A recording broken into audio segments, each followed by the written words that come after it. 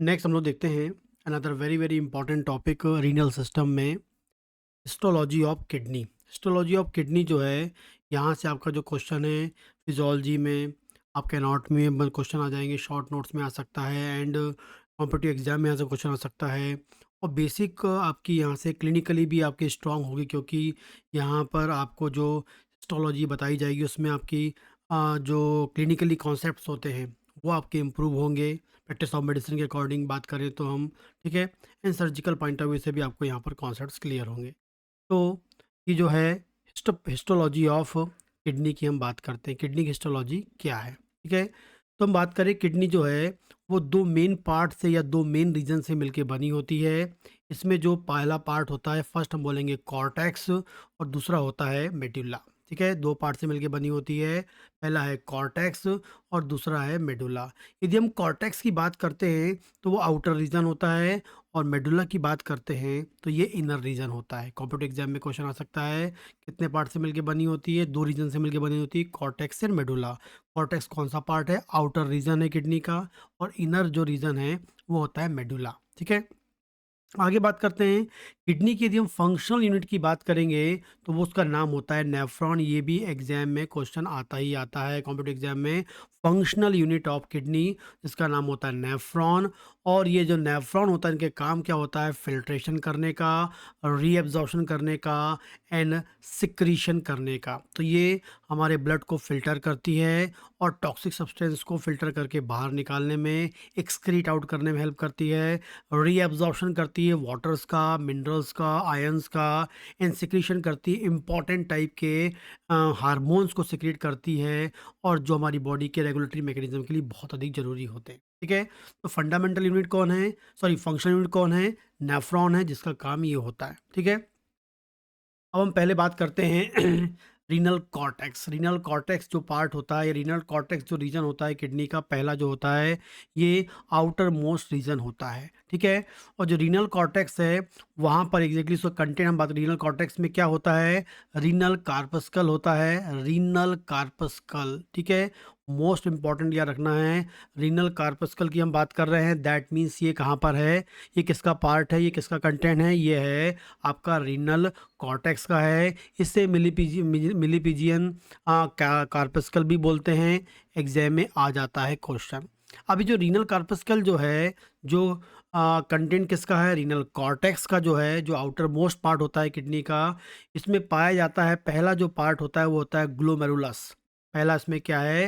इसमें होता है ग्लोमेरुलस। और जो ग्लोमेरुलस होता है वो फेनेस्ट्रेटेड कैपिलरीज से मिलके बना होता है। ठीक है, फेनेस्ट्रेटेड कैपिलरीज के मिलकर बना होता है, जिसका काम होता है फिल्ट्रेशन। तो इसमें रीनल कार्पस्कल में पहला जो है, या उसका जो अंतर्गत जो पहला पार्ट है, या हम बोलेंगे उसमें पहला पार्ट आता है ग्लोमेरुलस होता है। और जो फेनेस्ट्रेटेड कैपिलरीज का बना होता है, या कैपिलरी का एक गुच्छा होता है, या कैपिलरी से बना हुआ पार्ट होता है, जिसे हम ग्लोमेरुलस बोलते हैं, और जिसका नाम होता है फिल्ट्रेशन, जिसका काम होता है फिल्ट्रेशन करना। ठीक है, सेकेंड जो होता है बोवेंस कैप्सूल। ठीक है, बोवेंस कैप्सूल जो होता है सेकेंड मोस्ट इंपॉर्टेंट पार्ट है रीनल कार्पस्कल का, जो डबल लेयर एपिथेलियल का बना होता है। काय का बना होता है? डबल लेयर एपिथेलियल का बना होता है, बोवेंस कैप्सूल होता है जो डबल लेयर एपिथेलियम का बना होता है। और जो इसमें पहली लेयर होती है वो पैराइटल लेयर होती है, और दूसरी होती है विसरल लेयर होती है। जो पैराइटल लेयर है उसको सिंपल स्क्वेमस एपिथेलियम बोलते हैं, और जो विसरल लेयर होती है उससे कंपोज्ड पोडोसाइट्स की बनी होती है। ठीक है, फिर से बोल रहा हूँ, जो बोवेंस कैप्सूल होता है वो डबल लेयर होता है, उसमें एक होती है पैराइटल लेयर और उसमें होती है विसरल लेयर। जो उसमें पैराइटल लेयर होती है वो कैसी होती है? आपकी सिंपल स्क्वेमस एपिथेलियम की बनी होती है, सिंपल स्क्वेमस एपिथेलियम की बनी होती है। और जो विसरल लेयर होती है वो बनी होती है पोडोसाइट्स की बनी होती है। आपके एग्जाम के मोस्ट इंपॉर्टेंट कॉम्पिटिटिव क्वेश्चंस होते हैं।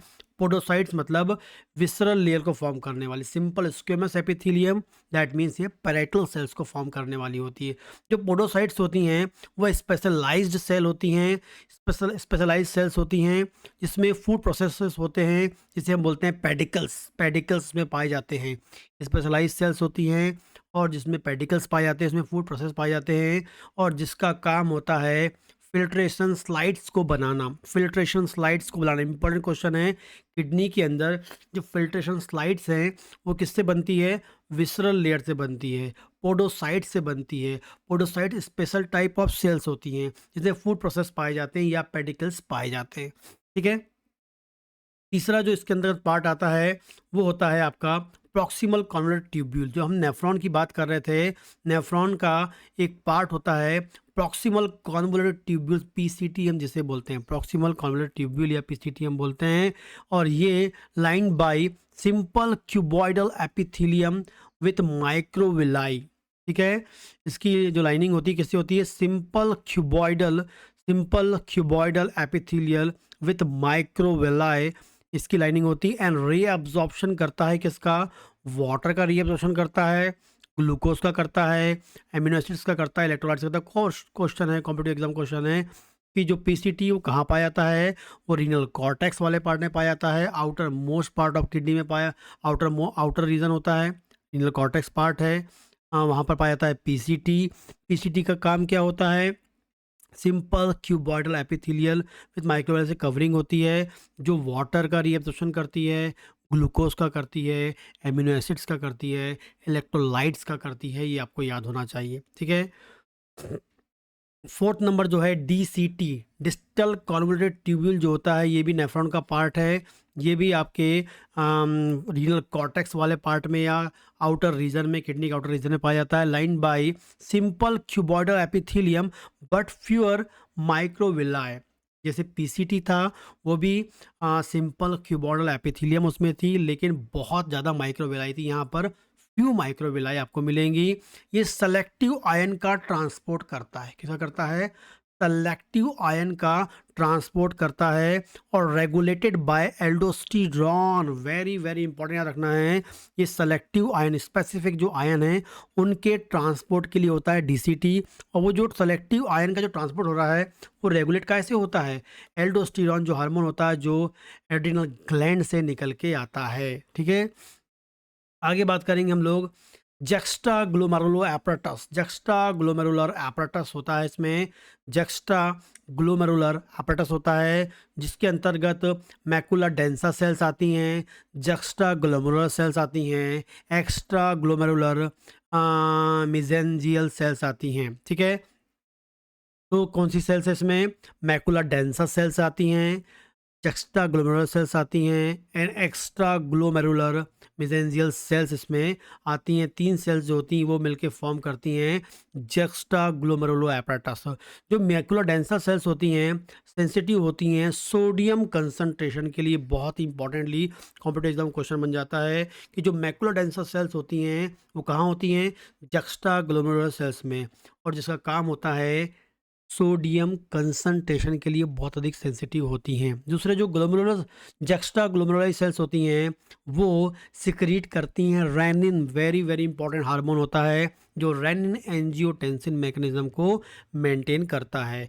एंड नेक्स्ट होता है एक्स्ट्रा ग्लोमेरुलर मेसेंजियल सेल्स पाई जाती हैं। ठीक है। Extra glomerular mesangial cells. ठीक है। ये तीनों मिला के हैं, लेकिन जिसमें जस्ट्रा ग्लोमेरुलाई सेल्स जो होती हैं वो रेनिन निकालती हैं, मैकुला डेंसा सोडियम के सेंसिटिव होती हैं, और जो जक्स्टा ग्लोमेरुलर एपरेटस होता है रेगुलेट करता है ब्लड प्रेशर को एंड जीएफआर मतलब फिल्ट्रेशन रेट को, ग्लोमेरुलर फिल्ट्रेशन रेट को मेंटेन करता है एंड ब्लड प्रेशर को मेंटेन करता है। तो हम बात करेंगे जो रीनल कॉर्टेक्स है, आउटर रीजन है, वो एग्जैक्टली उसमें क्या होता है? रीनल कार्पस्कल होता है। वो एग्जैक्टली काय का बना होता है? ग्लोमेरुलाई होता है उसमें, पीसीटी होता है, डीसीटी होता है, वुमेन्स कैप्सूल होता है, एंड जक्स्टा ग्लोमेरुलर एपरेटस होता है। ये 5 इंपॉर्टेंट जो पार्ट हैं, ठीक है, वो आपके रीनल कॉर्टेक्स वाले भाग में पाए जाते हैं, जो बहुत ही इंपॉर्टेंटली कॉम्पिटिटिव एग्जाम का क्वेश्चन होता है। ठीक है। या आप बात करेंगे किसी को रीनल कॉर्टेक्स पार्ट में डिजीज़ है, तो इसका मतलब है वहाँ पर ग्लोमेरुलाई इन्वॉल्व हो सकता है, वुमेन्स कैप्सुल इन्वॉल्व हो सकता है, डीसीटी इन्वॉल्व हो सकता है, जहाँ पर आप सॉरी जहाँ पीसीटी अपन ने बात की, पीसीटी जहाँ पर सोडियम सॉरी जहाँ पे आपका वाटर ग्लूकोज रीअब्जॉर्प्शन होता है वो इन्वॉल्व हो सकता है, डीसीजी हो सकता है स्पेसिफिक आयन वाला, ठीक है, एंड जस्टा ग्लोमेरुलर इन्वॉल्व हो सकता है, ठीक है। अब हम बात करते हैं रीनल मेड्यूला। रीनल मेड्यूला जो सेकंड पार्ट होता है, इनर पार्ट होता है, इनर रीजन होता है, जहाँ पर रीनल पायरामिड्स पाए जाते हैं। वहाँ रीनल कार्पस्कल था, यहाँ रीनल पायरामिड्स पाए जाते हैं, जो काय के बने होते हैं, composed of tubules and blood vessels के, ट्यूब्यूल्स एंड ब्लड वेसल्स का बना होता है। इसके अंतर्गत जो है इंक्लूड होते हैं, स्ट्रक्चर कौन सा होता है, ये होता है लूप ऑफ फिनले। कौन होता है? लूप ऑफ फिनले, जो किसका पार्ट है? ये भी नेफ्रॉन का पार्ट है, जैसे डीसीटी था, पीसीटी था, ठीक है, वैसे ही ये लूप ऑफ फिनले जो है ये भी किसका पार्ट है? नेफ्रॉन का है, ठीक है। इसमें दो पार्ट होते हैं, लूप ऑफ फिनले ऐसा होता है, ठीक है। ये जो नीचे जा रहा है ये डिसेंडिंग होता है, ये ऊपर की ओर जा रहा है ये असेंडिंग होता है, ये डिसेंडिंग होता है। तो डिसेंडिंग पार्ट होता है लूप ऑफ फिनले का, वो थिन डिसेंडिंग जो लिम्ब होता है ये काय का बना होता है? Simple squamous epithelium. यहाँ पर क्या पाई जाती है? सिंपल स्क्वेमस एपिथेलियम, और जो परमिएबल होता है वाटर के, जिसमें पानी आर पार इजीली निकल जाता है, तो सिंपल स्क्वेमस एपिथेलियम का बना होता है और परमिएबल होता है वाटर के लिए। जो थिक असेंडिंग लिम्ब होता है, जो ऊपर की ओर जा रहा है, ये असेंडिंग लिम्ब वाली बात कर रहे हैं, तो ये होता है क्यूबॉइडल, सिंपल क्यूबॉइडल एपिथेलियम का बना होता है, इम्परमिएबल वाटर। कॉम्पिटिटिव एग्जाम का क्वेश्चन है। जो डिसेंडिंग लूप ऑफ इनले का पार्ट है वो परमिएबल होता है वाटर के लिए, एंड असेंडिंग लूप ऑफ इनले का पार्ट है वो इम्परमिएबल होता है वाटर के लिए, एंड इन्वॉल्व होता है एक्टिव आयन ट्रांसपोर्ट। जो आयन ट्रांसपोर्ट्स होते हैं उनमें एक्टिव होता है, ठीक है। अगली बात करते हैं कलेक्टिंग डक्ट जो होता है, ये भी नेफ्रॉन का पार्ट होता है। सिंपल क्यूबॉइडल या कॉलुमनर एपिथेलियम का बना, सिंपल क्यूबॉइडल या कॉलुमनर एपिथेलियम का बना होता है। ये प्रिंसिपल सेल्स जो होती हैं वाटर रीअब्जॉर्प्शन करती हैं, मतलब कलेक्टिंग डक्ट से क्या होता है?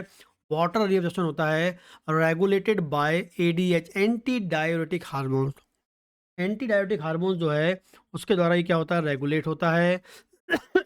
इसमें इंटर कैलेटेड सेल्स पाई जाती हैं जो एसिड बेस बैलेंस के रिस्पॉन्सिबल होती हैं, इसको मेंटेन करती हैं। तो collecting duct simple cuboidal columnar epithelium होती है। यहाँ की जो प्रिंसिपल सेल्स का काम क्या होता है?